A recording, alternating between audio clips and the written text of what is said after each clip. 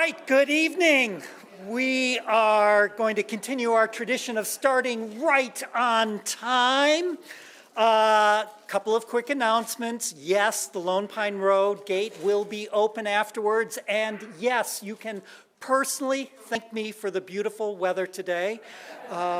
Nothing is too good for our attendees of the History of American Architecture lecture series. So we are at week number 4. You know, I'm thinking of like those vacations I'm on where, you know, you get to like noon on Wednesday and I'm mentally thinking, oh my God, it's almost halfway over. We are over halfway through this course, and already I'm beginning to mourn the end of it here. Once again, my name is Greg Whitcup, Director of the Center for Collections and Research. I, as always, want to thank all of you for joining us tonight and helping to support the work we do, including the work we do to preserve and make better known the architectural legacy here at Cranbrook. And I, of course, always want to acknowledge our sponsors, the Smith Groups, for not only their contributions to the history of architecture here in Detroit, but for supporting this series. Again, what is happening on Saturday evening, March 18th? It is the house party at Cranbrook, and we do hope, May. What did I say? March. I just am getting so excited about it. I want it to occur next month.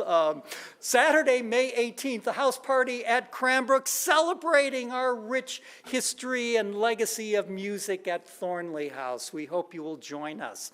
So last week I mentioned that we are in conversation with 4 architectural firms about the history of Cranbrook, the history of the center, and our archives.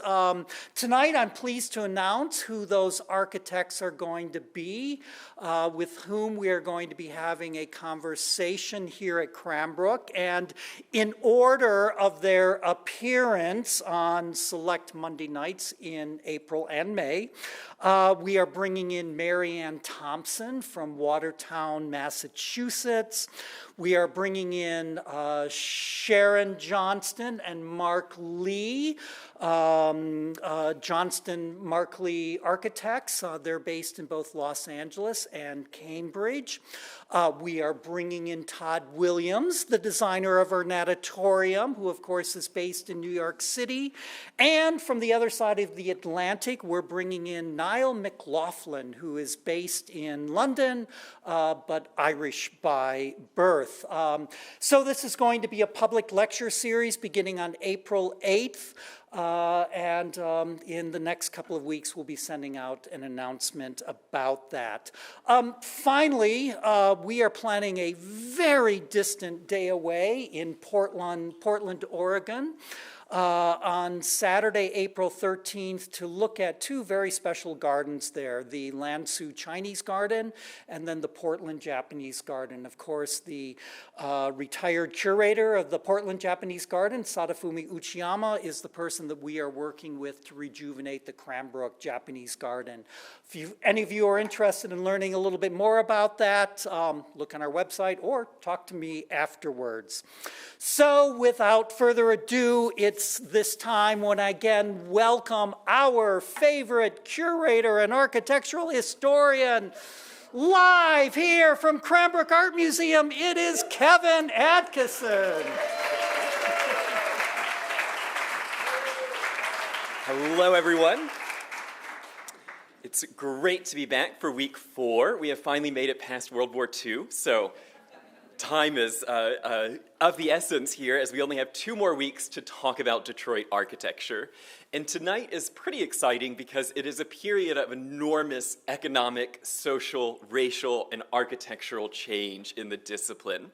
I think that I'll just start with the caveat that I gave you at my first week, which is I am not a Detroiter, and I did not live through any of this. So I'm a child of the 90s, and I know that many of you are Detroiters, and you did experience this. So if what I am sharing with you, which is pulled from magazines, newspapers, newspaper articles and a lot of books is a contradiction to your own experience, feel free to send me an email, come up to the podium after. I would love to talk with you, especially if there's anything that you want to know about before we get to next week, our last lecture. Do send me an email, reach out. Now, tonight's lecture, I'm starting with a quote from the Dickens of Detroit, Elmore Leonard, who wrote, "There are cities that get by on their good looks. Detroit has to work for a living." Because tonight's really going to cover a lot of ground as far as what was happening in Detroit in the post-war period.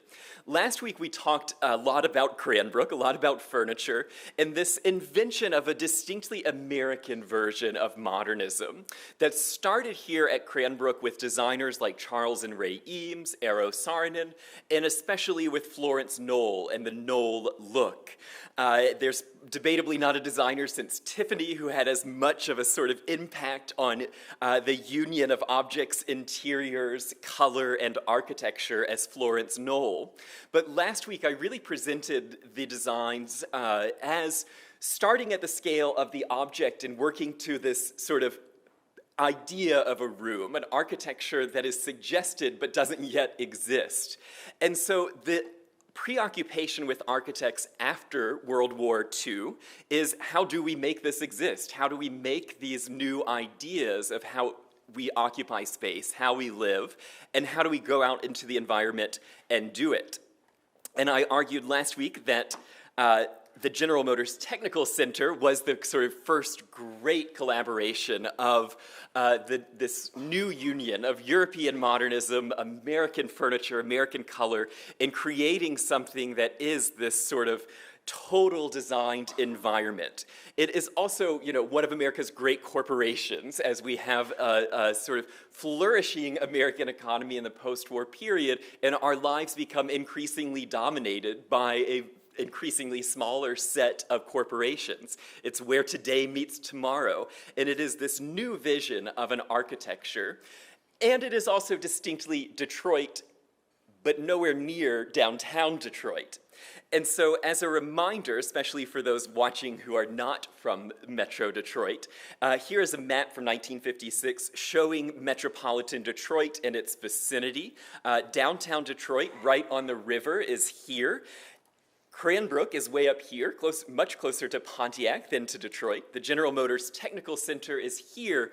And what happens in the post-war year is an enormous suburbanization.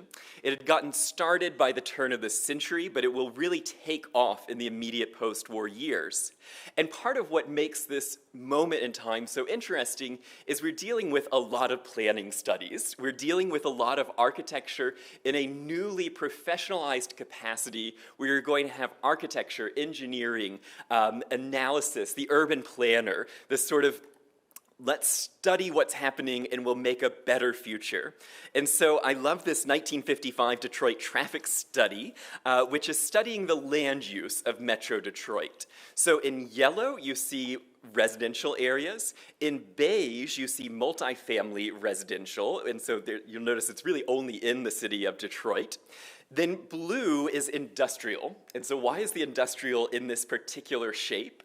Well, it's following the railroad lines, and so it's following the trunk lines through the city, and then the Grand Trunk Circle that is wrapping around the downtown, and that is where industry is being built. Now, this shift that is going to happen throughout the 50s, 60s, 70s, and into the 80s is the deindustrialization of Detroit, the collapse of jobs, the collapse of the economy. But in the 50s, no one is really thinking about that. I mean, obviously, if you're a worker who's lost your job, you are. If you are an executive at one of the big threes who are using government support to move your factories out of Detroit, you're thinking about it. But in the imagination, this is the heyday of Detroit. We have tail fins, we have chrome, we have cars for every family, if not 2 cars for every family. I mean, this is really a flourishing moment of the auto industry as far as design, color, production, marketing. The 50s are really a high point for Detroit in the imagination. It unfortunately, though, kind of goes off the rails. It doesn't line up with what is actually happening in Michigan. And we're going to see this disconnect between the amount of people in Detroit to the amount of jobs in Detroit, and then to this sort of imagination about what Detroit is contributing to the world versus what is actually happening on the earth in Detroit. You'll remember from our second week the Harvard architect Cert, who asked, can our cities survive? And he said, a city must be something more than a monotonous and unending series of real estate developments, and used this photo of the sort of bungalows going out into the future. Well, the question of can our city survive becomes even more pressing in the post-war period. And tonight's lecture is really going to cover ground that explores projects of enormous scale, enormous reinvention, but also enormous destruction. In order to build the things that I'm showing you tonight, we have to clear a lot of land in the center city. And so the bulldozer will become a sort of critical part of the American post-war urban landscape. Now, bulldozers, which are adapted from tractors, and we made them here in Detroit, they become critical parts of the war effort, particularly in the Pacific. How do you clear a runway on a tiny little atoll? Well, you use a bulldozer. And so in the post-war period, they become this sort of cultural phenomenon. And maybe some of you know the book Bulldozer by Stephen Meador, where the protagonist, this is 1952, Bill Crane and his beloved cat go around town clearing orchards, digging cellars, toppling buildings, plowing fields, moving logs, fighting forest fires, and even rescuing his girlfriend in a blizzard with his beloved bulldozer. And at the end of the novel, the author writes, if you want to build a monument, build it to the bulldozer, not to me. And then this is a quote, he looks ahead, more equipment in the years to come, big tractors, scrapers, and motor graders, bigger contracts and highways, dams, and airfields. There's no limit to what we can do with these big, tough machines.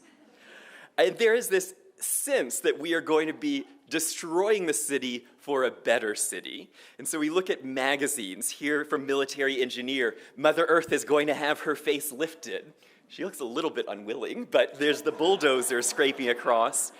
Or even in the Saturday Evening Post, let yours be the helping hands, and these sort of claws like bulldozer arms reaching down, lifting up the slum and placing down a little Quonset hut and farm.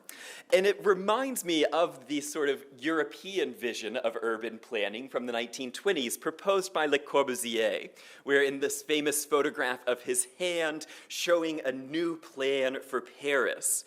And if you came to my lectures a few years ago, you'll know that I'm not convinced that Le Corbusier is serious here, but he presented himself as quite earnest. He said, let us demolish all of Paris. It is done. It is the past. Let us live in new machines, save our monuments, and then build towers in parkland, giving every citizen light, air, democracy. It is a radical proposition in 1925 to say, demolish all of Paris and use new architecture. But I think that World War II changes the understanding of that as an idea, because you have Americans and Europeans looking at cities like Dresden that are completely gone, that are just no longer there. And you think, oh, do we want to do this in America? Well, we actually, before the war, had already started in cities like St. Louis, where through federal funding, the entire 19th century warehouse district is removed. They save one warehouse, one church, and a couple of other structures, and then have a federal competition to design a new monument, which, of course, Eero Saarinen will build his great arch there. Or in New York, where Robert Moses, the tyrannical, racist master builder, clears huge sections of the city to build highways and new infrastructure. Here, Lincoln Center going up on fully cleared urban renewal sites. Or in Boston, where the government center and its city hall are built, and you leave these sort of remnants of colonial Boston. Or here in Detroit, where we had already begun assembling and clearing the site on our riverfront to propose a new vision of the Civic Center. So we have this idea that we're going to be destroying Detroit in order to save Detroit. And it's a contradiction that it really doesn't work well. I mean, the end results are not great. But that is what we have to debate tonight, is was it worth it? What did we do? Now, Eliel Saarinen had first proposed a civic center that has this sort of beautiful, classical, vaguely Gothic, new modern idea of the tower, the assembly hall, and government and civic buildings.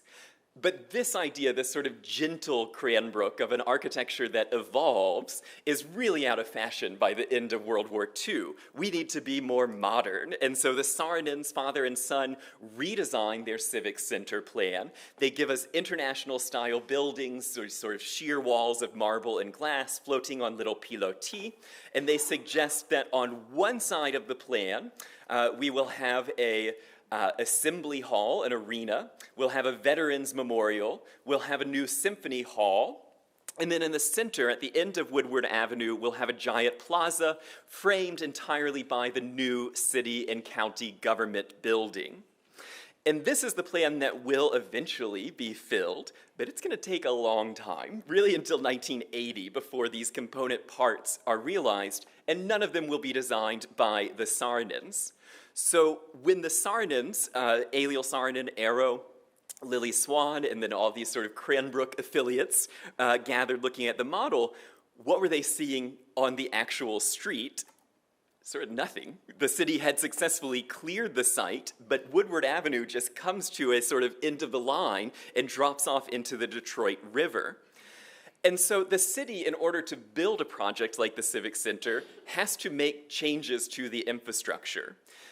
The first widening of Woodward had happened in the 1930s, and they demolish any commercial structure, any house, but churches a little more sensitive. And so you can see here the architect of the road widening had cut out part of the nave of the church, and then is just going to scoot it back, literally roll it back in order to widen the road.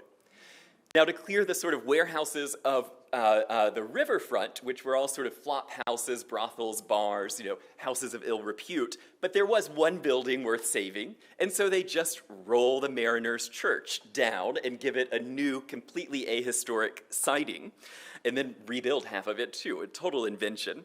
But they successfully create a much wider Woodward Avenue.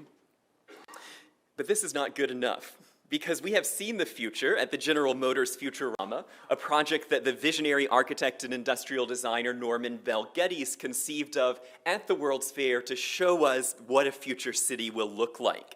He works with Albert Kahn. Eero Saarinen is also in the Geddes office at this moment, and they propose a city that looks remarkably familiar to anyone who has seen photos of American cities, or especially, I think, Dubai, with the sort of scale of these towers. But visitors would float in these sort of moving carts looking down at a future system where our cities were zoned. They were logical. They were towers of commerce, centers of industry, residences, and highways that had no stoplights, no division, no sort of impeding of the flow of traffic. And you would exit Futurama, get a pin that said you had seen the future, and then you would go back to your city where the future is already being thought up. And so here you see the Detroit city plan, civic plan of an expressway. But what's fascinating about this lovely little watercolor is what is in the middle of the road, which are rail. It is mass transit, with this understanding that a car just occupies vastly more space than a bus or a train, and that Detroit at this moment, 1945, has an extensive network of streetcars that will take you all the way to Pontiac, to Bloomfield Hills. They'll take you to the Rouge plant. They'll take you to Belle Isle. Wherever you want to go, you can get on sort of light rail throughout the city of Detroit. And so when they think about building an unimpeded highway, expressway system, they're going to put the train right in the middle of it. Now, who wants to stop that? the big three, and they want us to be using their buses, using their tires, and so we go on a marketing campaign, we go on a surreptitious purchasing of every streetcar line so that the General Motors can then shut them down, and then we have to market our new idea. And so we see these wonderful sort of PR videos, and I'll include the links so you can watch these in the reading list at the end of the series. Let's Go to Town from General Motors. And it starts with these sweeping views of the modern Detroit, and then George Washington driving his 1950 Cadillac. And the narrator says, "Things would be a lot different today if someone had told our founding fathers the automobile was coming."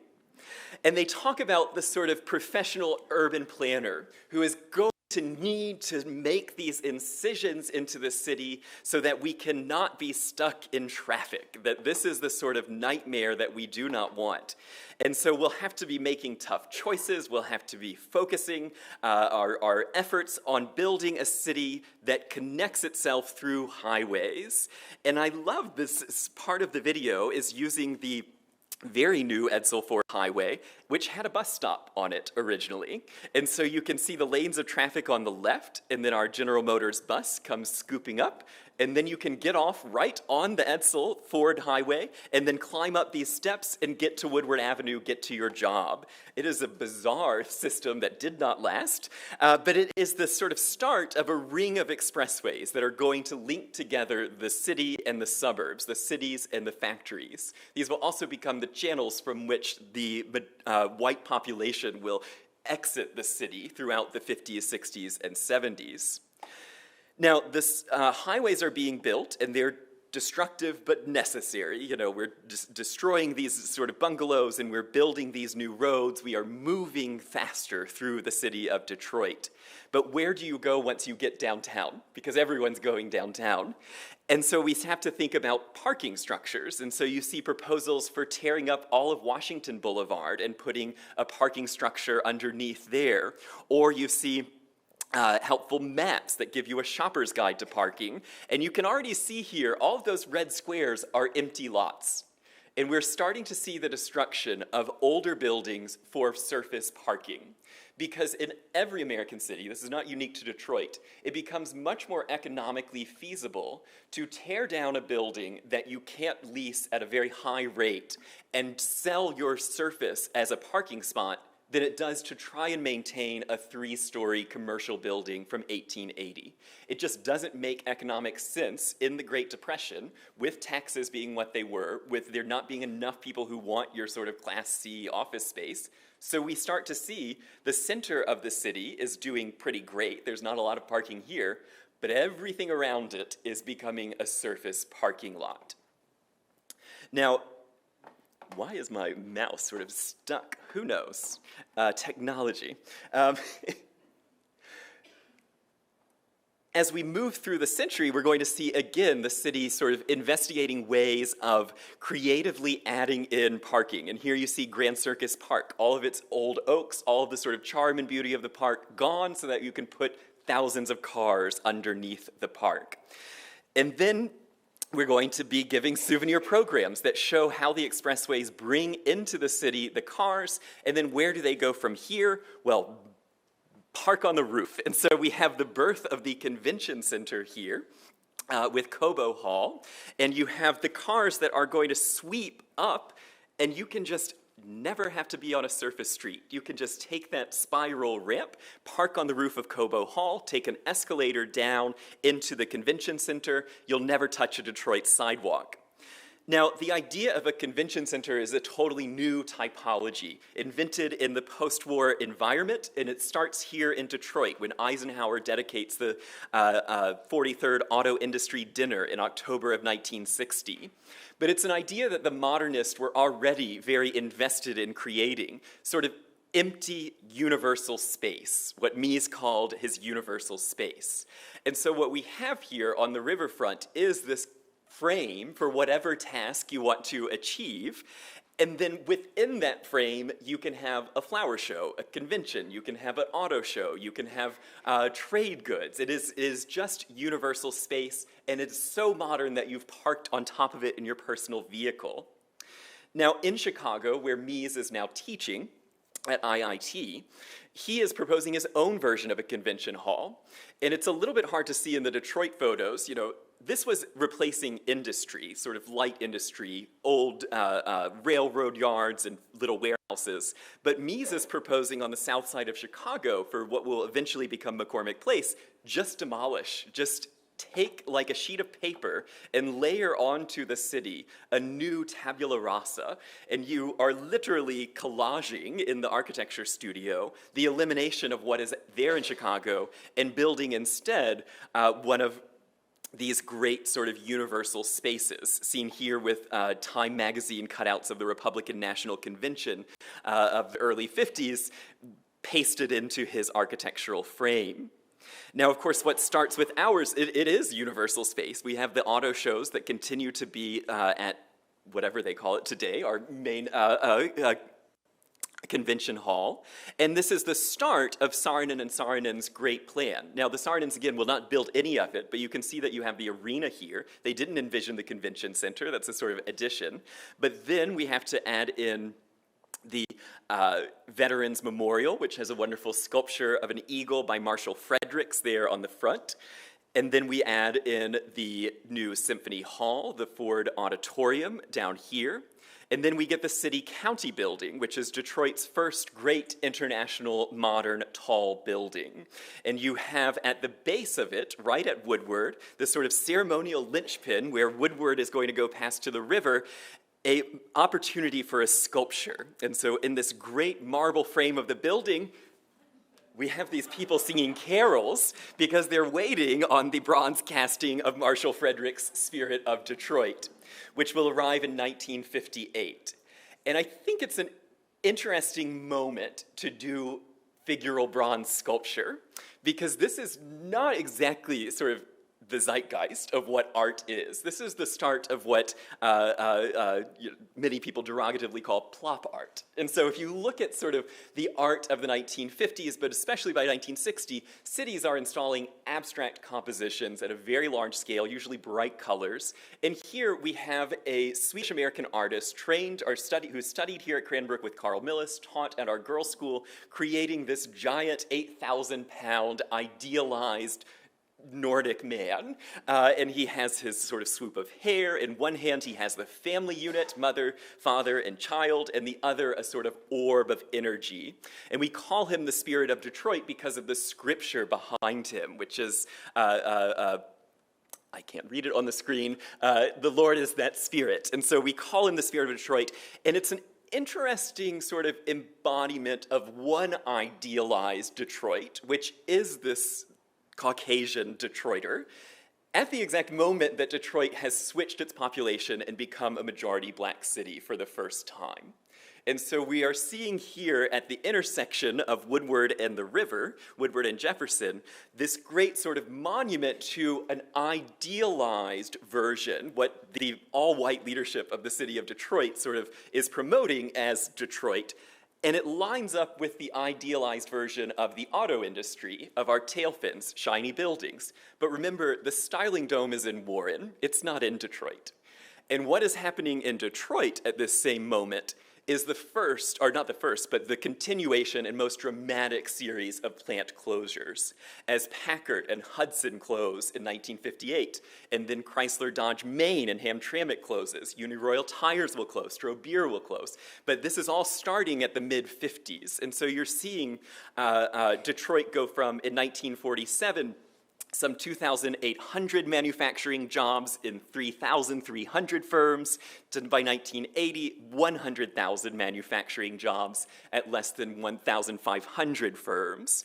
And so the national employment is around 7%, Detroit's unemployment around 21%, and then Detroit's black unemployment is 34% and rising. So the Spirit of Detroit is not exactly doing great as he is hoisted in, and we have the ceremony celebrating this great vision of the city. But I don't think that you would have necessarily felt that on Woodward Avenue, because the downtown was still bustling. These highways were bringing people in. The people were shopping, and where were they shopping? But Hudson's, which is Detroit's great department store. Begun in 1881, it moved to this spot in 1891, and through a series of additions and expansions by Smith, Henchman, and Grills, becomes America's largest store, rivaling with Macy's. And Hudson's is a sort of fascinating character in this story because of its efforts on presenting a new way of life. We'll remember last week all of the sort of rather elite art institutions showing us the best way to be modern, but Hudson's was doing the same thing for its clientele, which was a much broader swath of Detroit society. And so you have the Lady Home Journal Homes of Tomorrow exhibition, which showed both modern and traditional homes that you could build in the suburbs of Detroit. Then you had it is a sort of direct one-to-one with what the DIA was showing with the for modern living. These things are coalescing together to show you a way of building a new modern life. Or the National Home Week windows, where you see, again, ideal homes, ideal furnishings, the bricks in the little serpentine wall, the houseplant. Or this window for the Saarinen Swanson Group, which was the commercial enterprise led by Pipson Saarinen Swanson and her husband J. Robert F. Swanson, the daughter of Eliel Saarinen. And they used their own designs for furniture and textiles, but a whole bevy of Cranbrook designers, from Marianne Strangel to Charles Duesenberry to Lydia Winston, the daughter of Albert Kahn, all had components, pieces of the Saarinen Swanson Group, which you could then go to Trend Living at Hudson's and purchase. And where are you going to use this? Now, I think Hudson's would say you could use it anywhere, and that in their copy it says, from apartment to co-op to your first house, come in on the 8th floor and learn trends for living. But really, they're advertising a new life in the suburb, this sort of ideal picture of the 1950s, of the little family who has moved out of the city. They have their car, their house, their yard, and now they'll fill it with beautiful, good design things from Hudson's. But which Hudson's? And we see Hudson's really take a radical move in 1954, opening the first shopping center, the first mall as we can sort of see it. As shopping centers had been percolating on the outside of cities, but it's really 1954 when, under the architecture of Victor Gruen, Hudson's, as the developer and the owner, proposed an entire new idea of a village center. Now, most department stores were terrified of opening other branches. There was a Hudson's in Toledo, but that's not fighting. There's a Hudson's in Flint, but that's not fighting. Those people aren't coming to Detroit. Can you put one basically right outside the city limits? Can you take your shopper and have them go to a new Hudson's, and will you kill the downtown? Now, they didn't think it would. Of course it does. And this happens over and over and over as the mall becomes the juggernaut of commercial real estate and eventually, life of Americans. It replaces the downtown. And here we see the start of it. Now, Victor Gruen is an Austrian architect who's working in Los Angeles, who only ever saw Detroit because bad weather caused him to land at our airport. And he rented a car on a gloomy, cold February day, and he drove around the city from downtown out on the highways. And he said, I see something here. And he went to Hudson's and said, you need to be putting Hudson's on these highways. And so what's interesting is that Victor Gruen doesn't really see this as any different from a European square. And he even connects his shopping center with bus lines that are going to come swooping off of the Southfield freeway, swoop up, drop you off in a plaza, and then allow you to enter into the sort of landscaped courtyards of all of these shops, but also post offices, community rooms, other businesses, and all of it surrounded by art, which is really what distinguishes a Victor Gruen or a Louis Redstone shopping center from another, is this focus on beautifying making the place more beautiful. So there's a sculpture by Lily Swan Saarinen and another Marshall Fredericks. And what's also interesting about this birth of a new category here in Detroit, we'll get the enclosed mall from Victor Gruen in Edina, Minnesota, just a couple of years later. But Hudson's buys a lot more land than they needed. So we have the mall at the center, we have the sea of shopping, and then Hudson's just buys up huge amounts of acreage down 8 Mile Road with this idea that under Gruen's mentorship and Hudson's control, we will have an ideal new town. And the first sort of project, and debatably the only one that holds these standards high, is Minoru Yamasaki's great Reynolds Metals Regional Sales Office, where as the Reynolds Aluminum Company in the post-war period wants to aggressively expand its product range into the home goods market, they build this sort of temple to aluminum, and they hire the Washington-born architect Minoru Yamasaki, who had come to Detroit to work for Smith, Hinchman & Grills. He's now off on his own, and he builds what is, one of the most beautiful buildings in the story of Detroit architecture. This exquisite temple of anodized aluminum resting in this sort of koi pond with a marble base, and then you head inside and you are in, a realization of the sort of idealized Cranbrook interior, the Knoll look here, with pieces by Lee Dussel and other Cranbrook artists finishing out this sort of winter garden. But you are also in the parking lot of a shopping center. And I think there is this disconnect between how beautiful this building is and all the awards that it wins, and then the actual sort of environment of cars swirling around and how these things don't quite line up, the idea to the reality. But it is very much in keeping with the greatest trends in architecture. So we can look at things like the US Embassy by Edward Durrell Stone in New Delhi. We can look at Yamasaki's other work here in Minneapolis or at Princeton. It is the idea that a commercial building can be proper architecture, that we can have a suburban architecture that's capital A architecture, and then Yamasaki can also bring that suburban architecture into the city. And so in one of our urban renewal spots in Detroit, Wayne State goes from a commuter college on the city grid into a much larger sort of suburban campus in the heart of downtown. And Yamasaki, along with the Armenian architect, Surin, last name escapes me, what is it? Palafian, thank you. They close the streets around Wayne State and they build a series of new sort of temple forms in this new sort of American Gothic, this very sort of dainty architecture, which is really quite beautiful. It's this urban experience that is quite foreign to the Detroit of just 15 years ago, a Japanese garden depressed in what was formerly a city street. And then you have Yamasaki building on probably the most exciting lot in all of Detroit, the other side from the city-county building, opposite the Spirit of Detroit, looking over what will eventually become a plaza to the river, the Con Ed building. And you have this sort of beautiful tower of very thin windows, allegedly because he was afraid of heights.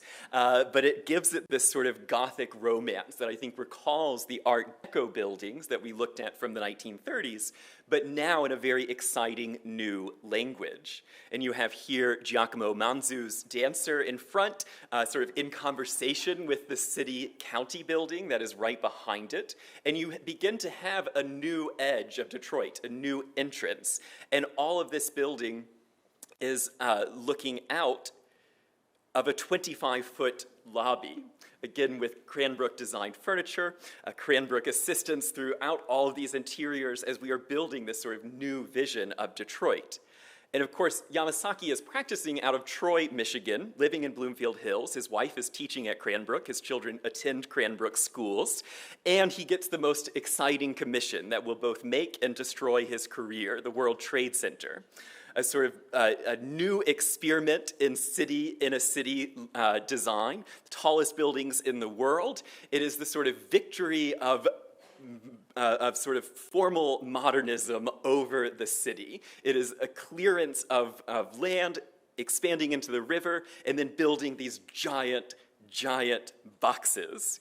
And where did these boxes come from? I think in architecture, you can often sort of trace yourself back to the first as the most exciting. And so we have to go back to the United Nations and Wallace Harrison's and how different and exciting it would have been to see an all-glass building with marble edges compared to all the stone and brick and the older architecture of New York, or even more dramatic on the sort of late 19th, early 20th century buildings of Park Avenue interrupted by the Lever House, a building of all glass selling you soap.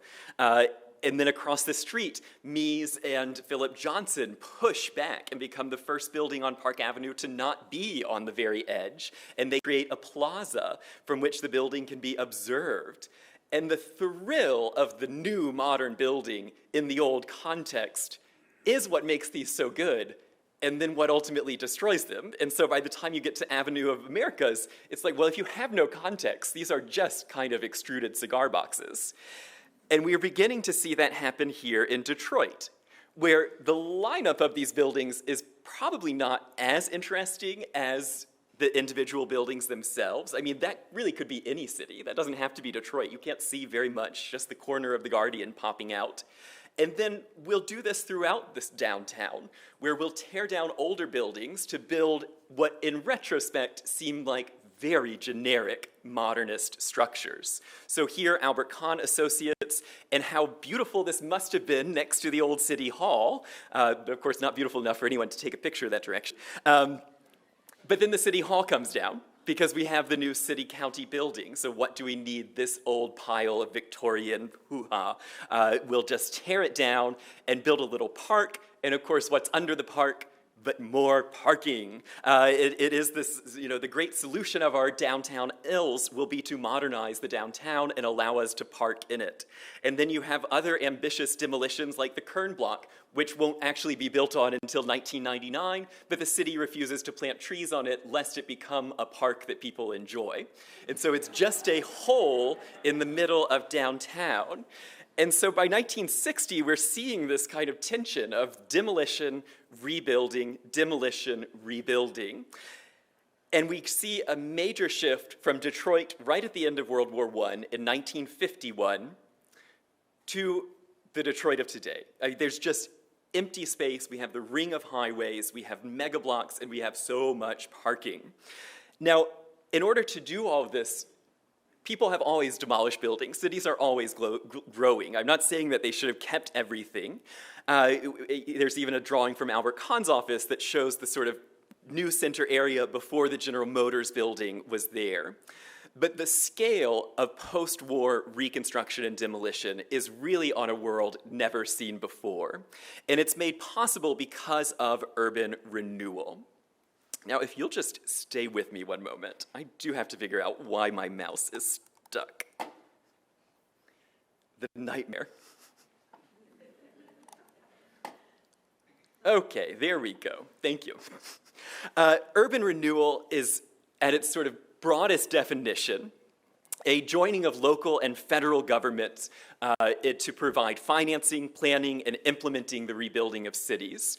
There are two main legal acts, the 1949 Housing Act and the 1954 Act, which allow cities to be federally funded, claim an area is blight, claim an area is slum, clear it, and then propose a development. The city has to say, this will be housing, this will be medical, this will be industry, but then private business will be given the land to develop it. So it's an interesting proposal, and Detroit, this is a 1963 map showing all the areas of urban renewal from the sort of center city on out. And here's a little bit closer showing the way that the federal highway infrastructure and all of the huge cash printing machine that the Highway Act is, intersecting with urban renewal. And what is crazy is that if you look at the Gratiot site on the right of the screen and then compare it to the downtown core, we are going to renew more of the city than actually there is downtown. And we are going to demolish massive amounts of the sort of heart of Detroit, particularly the heart of Black Detroit, in order to build a new city. And so Charles Blessing, the Detroit City Plan Commissioner, told Architectural Forum in 1965 that Detroit, which was getting the third most money of any city in America, that this will be an environment in which each building and each project in each neighborhood becomes an element in a consciously contrived total concept for the new city. Consciously contrived total concept. I want to live there. No, gone is the language of sort of the city beautiful, of a city that elevates you, a city that is, exquisitely generous, light-filled, tree-filled. We have lost this kind of progressive era sense of beauty that gives us the DIA and the public library in favor of planning, in favor of professionalism and logic, and sort of treating people and cars as units to be managed within these new landscapes. And the most famous of Detroit's urban renewal projects, Lafayette Park, will be built on top of Black Bottom, which was the center of Black life in Detroit. It's called Black Bottom for the soil that was there, the rich soil, but it is also where all of the Black residents of Detroit are living, and they're not necessarily choosing to live here. This is just one of about 3 places in the city where Black people can live, because every other neighborhood in the city is racially restricted. And so Paradise Valley, or Black Bottom, since World War I, had shifted from being a German community of the 1850s to a Jewish community to finally where all of the tens of thousands of migrants from the South were moving into Detroit, looking for opportunity, looking for work. By 1940, Paradise Valley was the sort of site of Detroit's most venerable Black institutions, the churches, the social organizations, business associations, storefronts, jazz clubs, barber shops, grocery stores, clothing. It also was physically a very rough place to be. It was sort of rat-infested. The buildings were all out of their sort of useful life. There was oftentimes not plumbing, and there were open toilets that would just be a toilet seat on a sewer. Few had running water inside. Most were rented out, and so there was very little property ownership of the 140,000 people who lived here. It was a fire hazard, and it was, this is not architecture that is sort of life-affirming, even if culturally you're doing the best you can. The residents of Black Bottom want to be in better housing. They want to be improved. And so there's this conflict between needing improvement and wanting to buy somewhere else, and then being told, well, you can't move into the vast majority of neighborhoods, you can't move into the suburbs, and we are going to announce that this is the largest of our urban renewal sites. And so you have here 1959, Hastings Street, which is the last part that is demolished. From 1950 to 1959, they will demolish the entirety of Black Bottom and then add in the freeway system, and then the city will hold an auction to sell the redevelopment rights in order to build the housing and schools and shopping centers, and no one will bite. There is no one who wants to build in Detroit. And so the land is cleared by 1952, but there's no one who is proposing a new project. And so it becomes called Ragweed Acres, as it becomes a sort of urban meadow. The city then invests its own money and commissions Yamasaki and Victor Gruen to propose a redevelopment plan that might pick up someone who could actually do it. And so this is the same team that gave us Northland, is now proposing a series of high-rises, low-rises, businesses, and shops. And lucky for us, lucky for the residents of Lafayette Park, this plan is not sort of funded. Instead, we get a Chicago developer coming in and bringing his architect, Mies van der Rohe. And so here we see Mies's own urban renewal in Chicago, the IIT, or the Armour Institute, renamed IIT, where again this idea of collaging onto the city a new architecture, and this time the sort of precisionist perfection of Mies's glass, steel, and brick unit system. Everything is a grid, and we are regularizing the city. We've destroyed the city, and we're building something more perfect, closer to God. We can also see that Mies already has experience building market rate and luxury housing with his Lakeshore Drive apartments, which are the first great modern apartments built in this country. They are sort of just steel frames without any sort of fireproofing on them, so they're very thin, and then plate glass windows, and they are just right on the water. You are living in a glass box in the sky in the city. It is thrilling.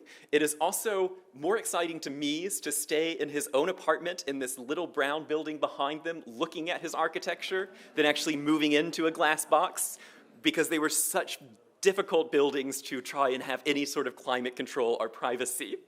So we're seeing cracks in the wall already here, but he comes with this vision that, directly is bringing in this sort of Le Corbusier model of towers in the park, and he, along with Ludwig Hilbersheimer, his collaborator and developer, proposed this system of a sort of parkland filled of townhouses, courthouses, and tall buildings.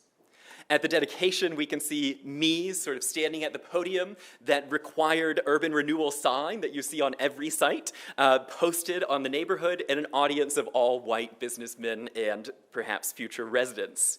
And then the project itself begins construction.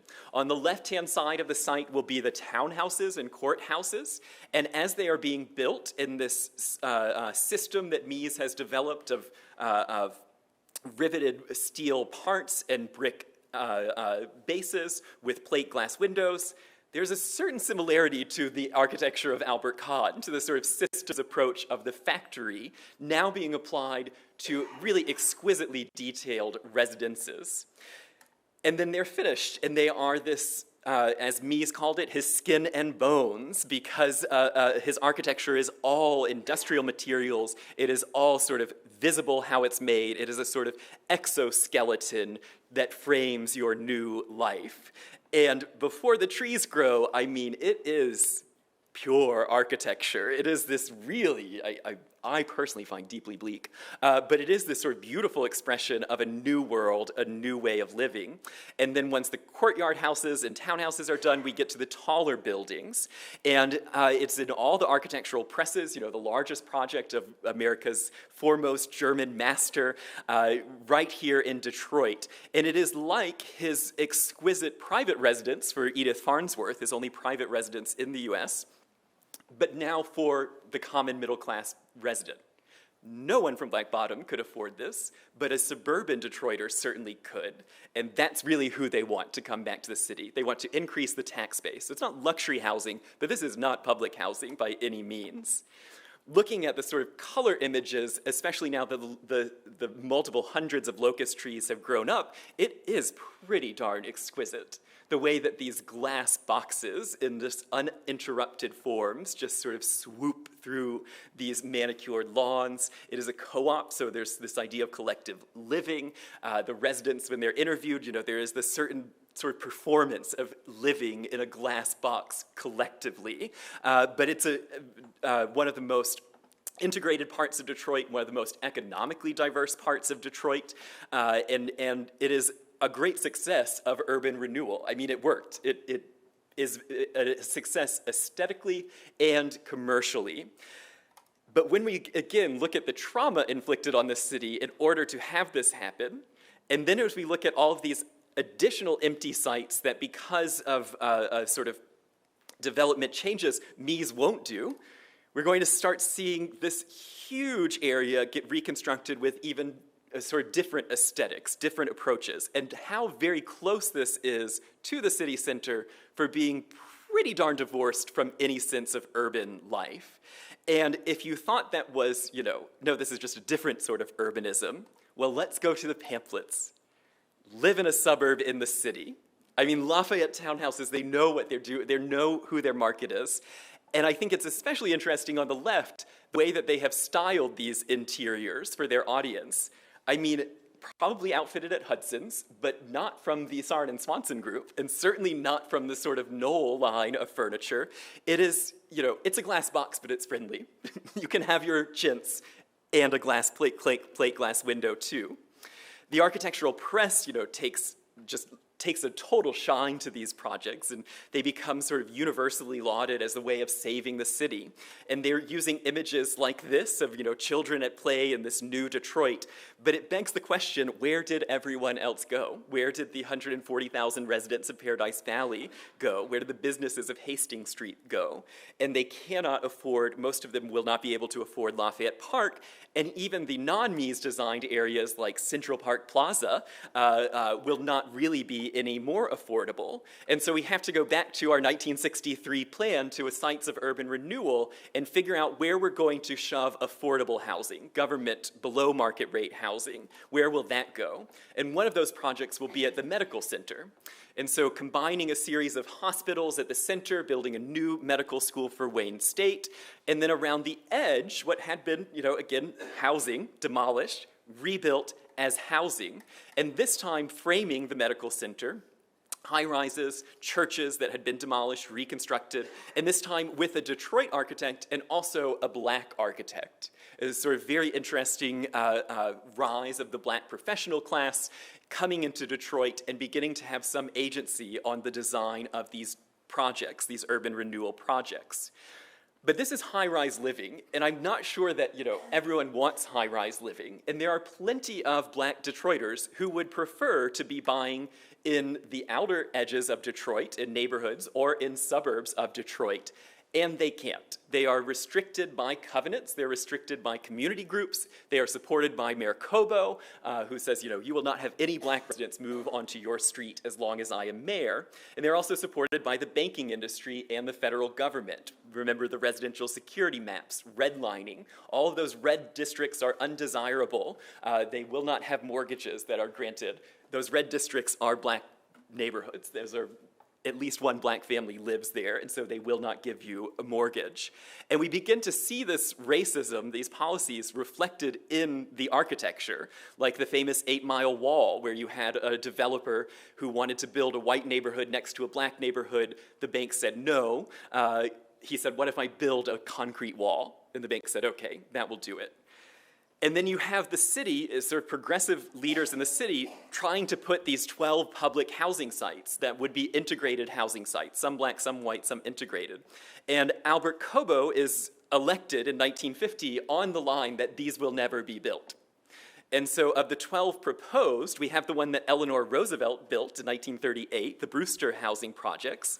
But then most of these will never come to fruition. And so you have a real sort of squeeze of where you're going to go. And one of those places is the Sojourner Truth houses, which are adjacent to a black neighborhood and a white neighborhood. But the white neighbors of Conant Garden do not want black families moving into this housing. They want affordable housing for poor white Detroiters. And so they rally, they gather, and when black families are scheduled to move in, they have this rally, help the white people to keep this district white. And then as families are moving in, they are beginning to be attacked, and the police have to come in, and the police are escorting the black families away. And you are beginning to see the sort of tension build in Detroit that will lead to the first of 2 major race riots or uprisings. And so the first rebellion will lead to 9 white deaths, 25 black deaths, destruction of property, destruction of cars, and a sort of manifestation of what was already there, this sort of racial tension in the city of Detroit. But then how do you solve it? And we have Thurgood Marshall writing a What Caused the Detroit Riot, an analysis, and what's the very top left thing there? How to lessen racial tension? Better housing. We are failing to meet the needs of the citizens of Detroit. And then we look at the ABCs of race-restrictive housing covenants, which you can, as a way of spreading segregation, of building fear and distrust, of creating what Thomas Segru, the great historian of Detroit's urban problems and race relations, call the cognitive map of a white and black Detroit. We are starting to see lines being built that all Detroit neighborhoods start to look the same, but you know if it's white or black, and you want to keep it that way if you're white. And you see then the city building bigger buildings. Well, if the black citizens can only be in certain areas, well, then let's build more density. And so you get the Douglas houses being the first of our high-rise housing projects. And of course, this becomes a sort of legendary place in Detroit. The Brewster projects are where the Supremes are from, Diana Ross, Lily Tomlin, Lonnie Love. It becomes a great cultural center in the way that Black Bottom was. Even RuPaul, who's born in San Diego, in Supermodel of the World, says, a black girl born in the Brewster projects. It becomes this sort of iconic spot of Motown, of black Detroit. But architecturally, it's hard to have a sidewalk in an elevator. I mean, it is hard to have community in a high-rise building. They are sort of cells, and especially high-rise buildings with sort of no architectural redemption, no sort of beautiful feature. There's no shade, there's no art, there's no place to sit and linger. And when we think about all of our houses from the 1920s and 30s, when you're tying back to England to tie yourself more to that sort of Protestant ancestry, when you're using culture and you're using architecture to express your identity and your values, what does it mean to then offer this really blank sort of architecture, and how do you build values onto that? And it creates, again, the tension and the picketing and this sort of pathway up to the uprising of 1967, the long, hot summer, where you have the police raid on the Blind Pig and the 12th Street uprising, enormous amounts of destruction, enormous amounts of property damage, and a real solidification of there are two Detroits. There's a white Detroit, a black Detroit. And I think we are still suffering and still sort of healing from the ways in which this moment in time will shape the future of Detroit. And I think it's impressive from a sort of what do you do next sort of way, that how do you as a city leader, as a Jewish city councilor, a white city councilor, a black city councilor, how do you go back in and say, let's keep going? But of course you have to keep moving. And so we're going to see continued urban renewal projects, but with a different approach. And I think Arthur Drexler, who is the director of the Department of Architecture at the Museum of Modern Art in New York, he wrote in a sort of exhibition about urban renewal in 1967. It came out after the uprising. I don't know if he wrote it before or after, but he said, "It is presumptuous to suppose that the problems of poverty and prejudice and the 100 other evils that beset us can be solved by architecture alone. Works of art are not a substitute for human decency. The arts of architecture and urban design are tools at our disposal. How we use them depends on what we want." And so we're going to see a shift in, I hope, what architects want. How are we going to build a new Detroit? I love this sort of panorama of progress from 1971 as Detroit continues to build and rebuild and better itself. This kind of endless campaign to bring the Olympics to Detroit in 1944, 60, 64, 68, and 72. And the proposals that we would build Olympic facilities and villages that would then become housing. And then more creative ways of thinking about redevelopment in Detroit. And a pretty progressive city planning commission right in the city hall, where they propose here, instead of mass clearance of our urban renewal sites, what if we began connecting not with highways, but with greenways, different sort of parts of the city? It is the downsizing that I think we're also familiar with in discussions of Detroit in this century, but in a different way, thinking about building city parks, linking together communities. Now, there were some bolder proposals of the same period, including building a pretty wild, entirely new district around the DIA. That's Woodward Avenue on the left-hand side of the image. The DIA is in the lower left-hand side, and then a whole new center of the arts and performance. And then thinking back to the Civic Center, there are more urban renewal sites that need filling, and so we have Gunnar Burkerts, the Latvian architect who immigrated to work for Eero Saarinen, working with Louis Redstone, a Russian Jewish architect who studied with Eliel Saarinen at Cranbrook, proposing a new international village project that would bring some of the sort of ethnic enclaves and community groups into one area next to Cobo Hall. And Louis Redstone proposes a way of elevating the pedestrians so that you can move from Cobo Hall all the way to the new McNamara Federal Building on an elevated sidewalk. It is the victory of Futurama, of separating pedestrians from cars. And Louis Redstone becomes a great sort of intellectual of the city, of shopping, of how we can redevelop Detroit in a sort of mindful way. I don't actually know who did this. I found this and could not find any information about it on the Mapping Detroit website, but it is a proposal of all elevated pedestrian spaces that are ringing the city, and we're going to lift everyone up and link all of our buildings on the second floor. Within City Hall, we see the introduction of mass transit with the duo train proposal that would have taken a sort of Wuppertal-style suspension rail around Detroit. Wish that happened. The best sort of space-age proposal. And then by 1978, we see that developing into the people mover. And I think it's quite interesting what the people mover is moving past in these images, because they're pretty bleak 1970s generic boxes. But instead of showing the sort of great architecture of Detroit's past, it's again this idea of the city as a new site. We bulldozed and built a new city, and we're connecting it with mass transit. Or the more humble sort of interventions, like Rossetti's Washington Boulevard Plaza, which becomes a sort of pedestrian experience. But again, if we're losing jobs, we're losing stores. We're losing reasons to come downtown. I'm not sure an intervention like this is actually doing much to sort of save the city. And then there are the more wild proposals, and things are getting kind of out of hand here as progressive architecture asks different designers, Louis Redstone in the center, to take spots of Detroit that aren't actually urban renewal sites and just rebuild them in this sort of endless rethinking of how can we make a better Detroit. Are Gunnar Burkert's with the Graham Foundation grant, regional adaptation, love that sound, love lines, transit, community, regional government, all good things.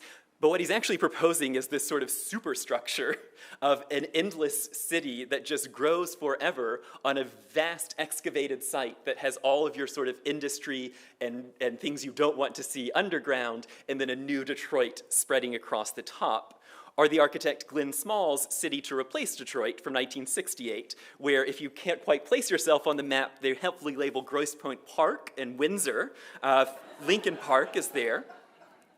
And it's a new age in architecture. It's an architecture of proposals that are so wild, they're meant to make us think more than to actually be built. And architects like Archigram and Ron Heron and the walking city concept coming out of London, which is going to walk to New York, or Paul Rudolph's amazing Ford Foundation-funded Lower Manhattan Expressway, where the Ford Foundation says, if Robert Moses is going to destroy Greenwich Village with a Lower Manhattan Expressway, how can we add housing to it? And Paul Rudolph proposes this sort of superstructure. And it ties into the Japanese metabolist being led by Kenzo Tange and Fumihiko Maki, which Fumihiko Maki is a student of Eliel Saarinen here at Cranbrook. He's back in Japan, and he's proposing an architecture that grows, that is closer to an organic cell structure than a sort of static Miesian neutral universal space. And in Japan, metabolism actually does take off, and so you have the capsule tower of little sort of rooms added and taken away as needed. And what's crazy is it comes then back to Detroit in the form of William Kessler's Center of Creative Studies, now College of Creative Studies, where our dearly beloved Society of Arts and Crafts, co-founded by George Booth, has grown up, surpassed its Yamasaki phase, and come into the era of concrete beams, concrete columns, that will join together, and then just like an Albert Kahn factory where you can fill it in with glass or brick, you can fill it in with ceramic block with glass, or you can just expand it forever. Now, there's a sort of two projects built in the style, neither of which ever expand. So the great problem of metabolism is it doesn't really account for things like buildings settle, materials change, it is expensive to build a building, and so the idea that you could actually connect and readapt these buildings is a little bit sort of beyond the capabilities of a building manager, but still it expresses a new idea in architecture, a new idea in urban infrastructure, sort of the building growing. And Kessler becomes, I think, one of our better architects at making urban renewal sites really improved from what was there before. Mies does it. Lafayette Park is exquisite, and it is a success, even if it is also a pretty tragic sort of destruction of the black community.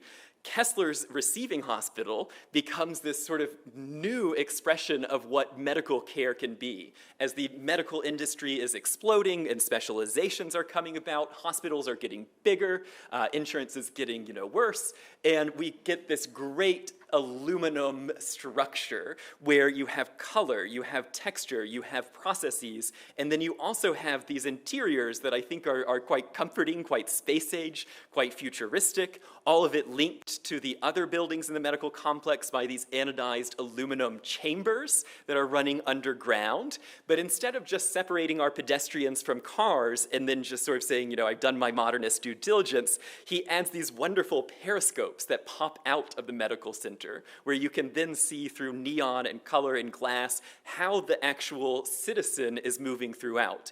And it is, I think, a great humanization of the sort of urban renewal scale, where instead of thinking about the human as a unit, this many cars, this many people, this many patients, we are now beginning to actually see an interaction of person and building, of sort of the person walking by and the person using the structure. And then Kessler's sort of otherworldly science center, which brings us into the continued development of our cultural resources in Detroit. And of these crazier proposals, there is one that I think, had it not been built, I would show you this slide and you would say, that's crazy, which is the Renaissance Center, because it's pretty bizarre. It's pretty amazing.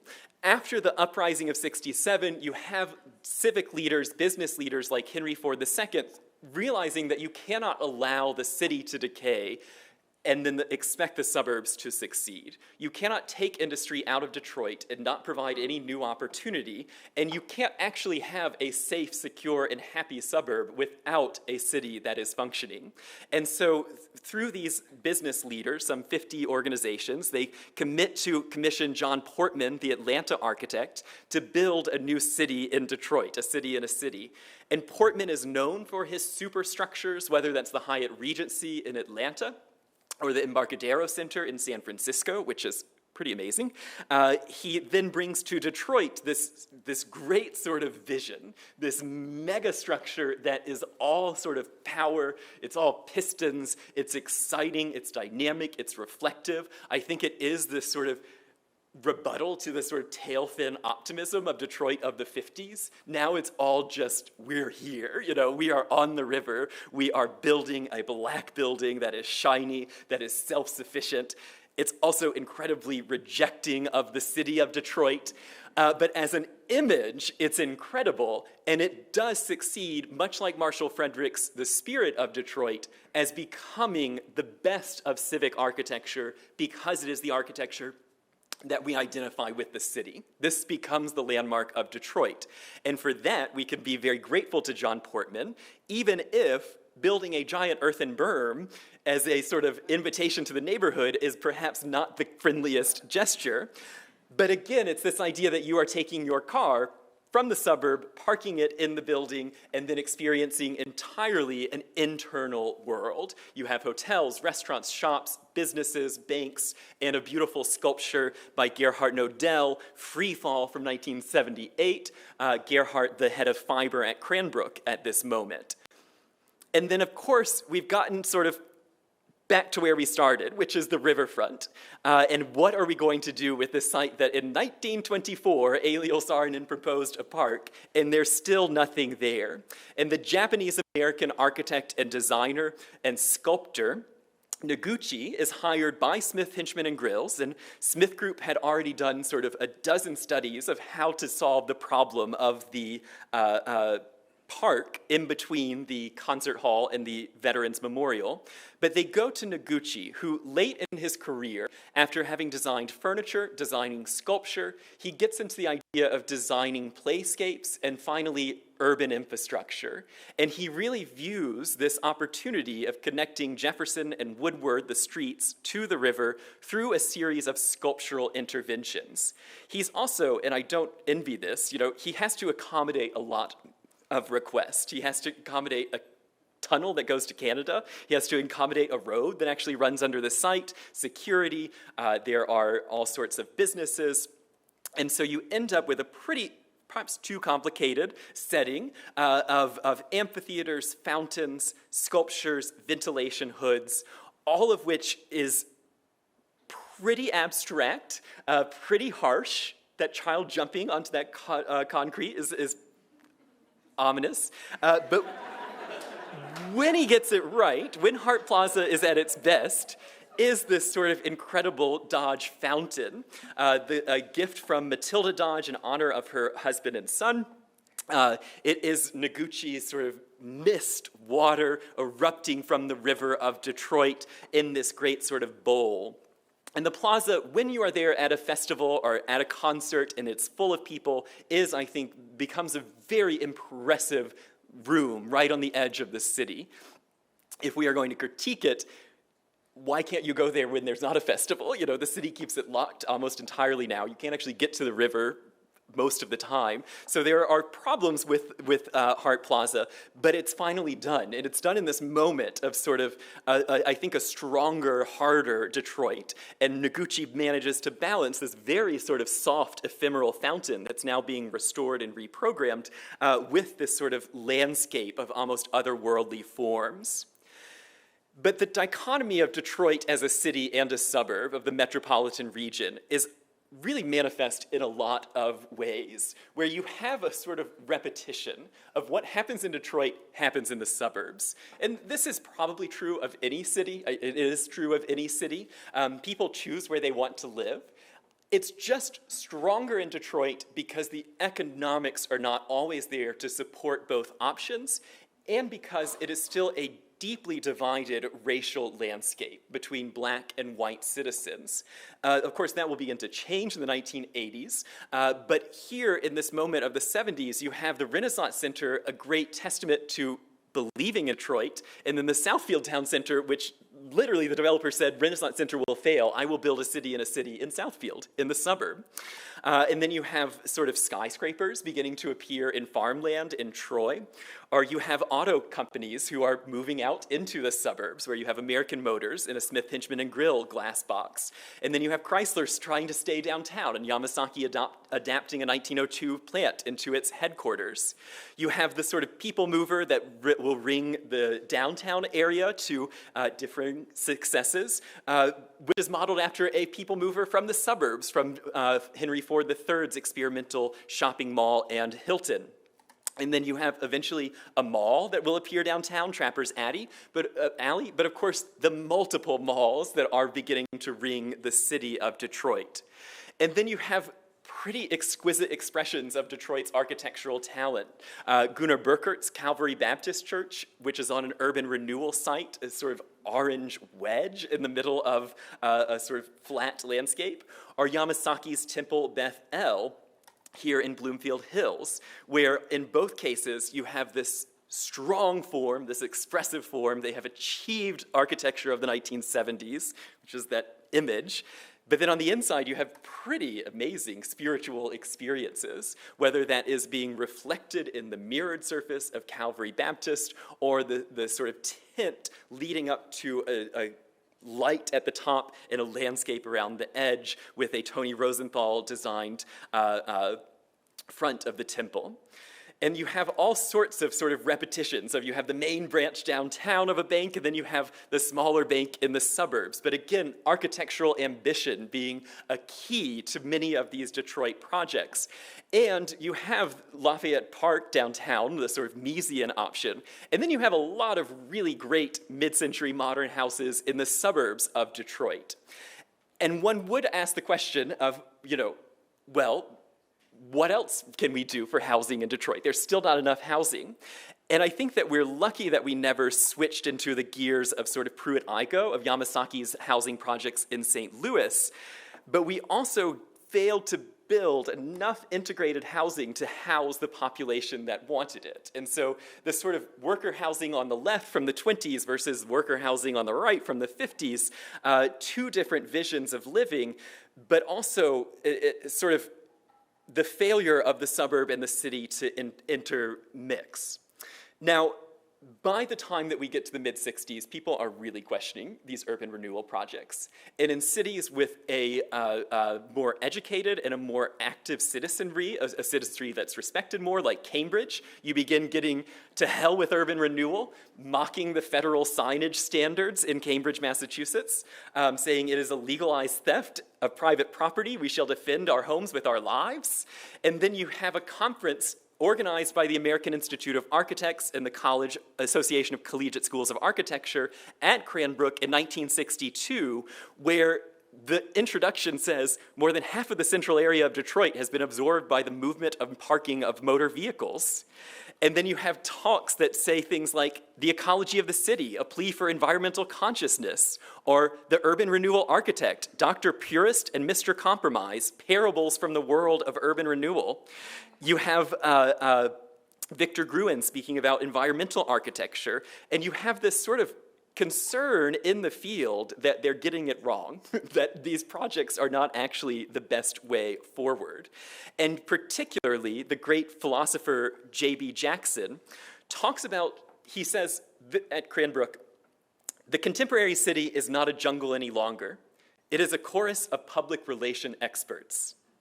He says, The car is a microenvironment, an individual isolation, a mobile version of a dwelling, and the traffic jam is simply the superficial illusion of a city. However, it is not a mass of individuals communicating or touching. With only one thing in common, there's an impatient desire to be moving. It is a lonely crowd that fills our highways and our streets and gives our cities only the illusion of an active social intercourse. It was a pretty biting critique of designing a city around a car and of thinking that the city, the elimination of conventional streets, were the right approach. And so as we're beginning to see architects and planners question urban renewal, question these mega projects, we're also seeing the architectural press question some of our suburban experiences. Detroit's Road of Good Intentions, which is a takedown of Hudson's development of Northland and 8 Mile Road. And then we see the collapse, the death.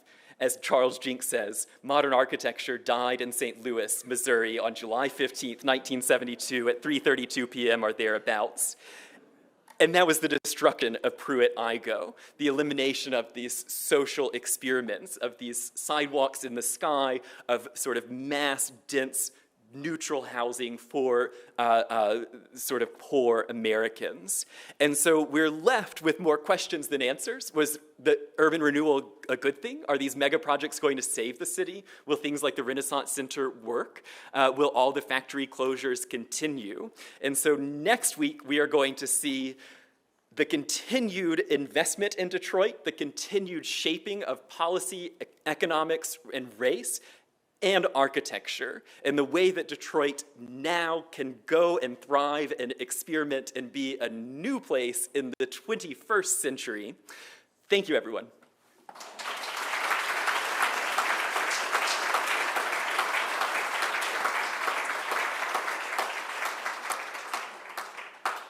Okay, I think we do have 9 minutes for questions, if anyone has any.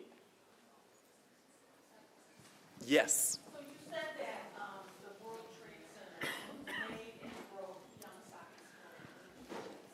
Yes, I mean, Yamasaki was known as a poetic architect of very beautiful small structures, and so his World's Fair in Seattle, which becomes a science museum, is sort of seen as the greatest thing in civic museum planning.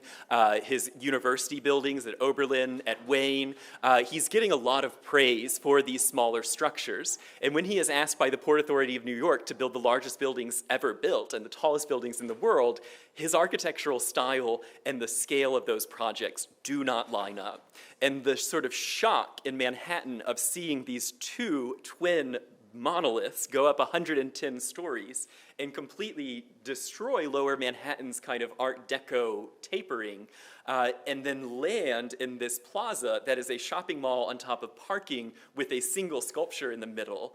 It is hard, it is intense, it is completely panned, and the Port Authority doesn't need to build it. They don't need the space. New York has a glut of office space at the time, and so he becomes associated with a pretty misguided spending of tax dollars, building what the architectural community saw as this gasp of another world, the sort of hubris to build those buildings, and his career he doesn't recover. I mean, and he was already a very nervous person. He had already had to take multiple breaks from working with Smith Group, from working with Helmuth and Kesselbaum. It was originally Helmuth, Yamasaki, and Kesselbaum, and then Goya Obata, a Cranbrook grad, will become the O of HOK. So he has an interesting trajectory as a pretty nervous, and I think someone who's experiencing a deep level of racism, to then be turned into this effeminate Asian man who has ruined downtown Manhattan. And people are critical, they are racist,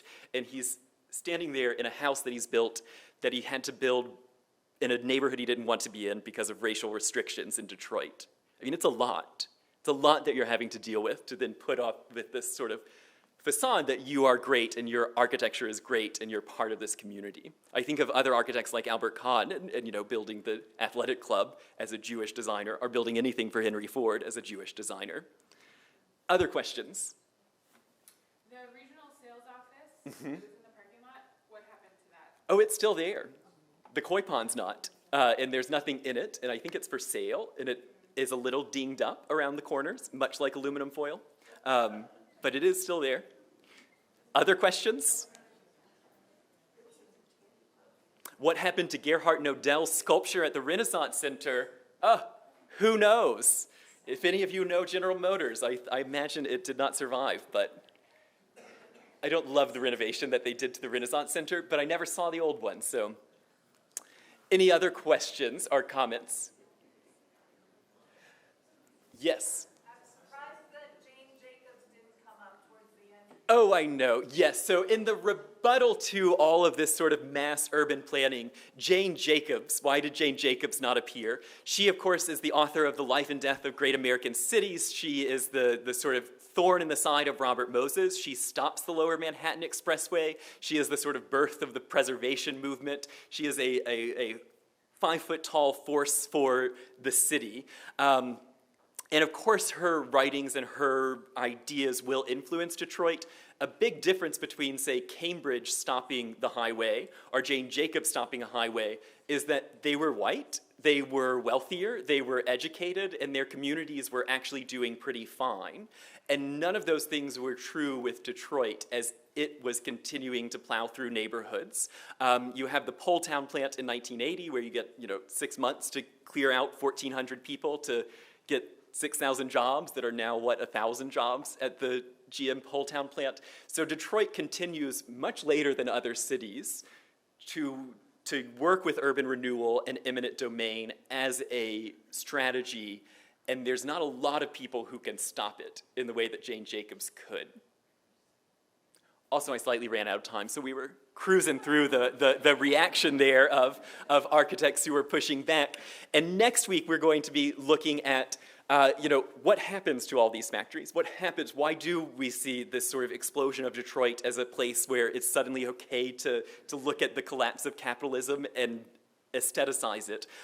What are the strategies of building better, stronger neighborhoods? How can we use architecture and the city that we have and the projects that we have built already to build a stronger city? And who are the architects who are here and living now that are making Detroit such an exciting place to live? I remember when I told my friends and family I was moving to Detroit, or Bloomfield Hills, that it's pretty generational, the reaction that you get. A certain age, it is, you're moving to Detroit. Are you safe? Are you sane? And the other is like, ooh, cool, you're moving to Detroit. And how did this city get both of those reputations? Like, how are we once a city that you should fear and that should be the sort of somehow bad side of the American Rust Belt, and also the Berlin of the Midwest? How is it the most exciting city to be an artist, a musician? How do these things coexist? It is an exciting time to be a Detroiter, and we'll think about it through architecture. Okay, thank you all so much. See you next week. If you have any questions or comments, send me an email.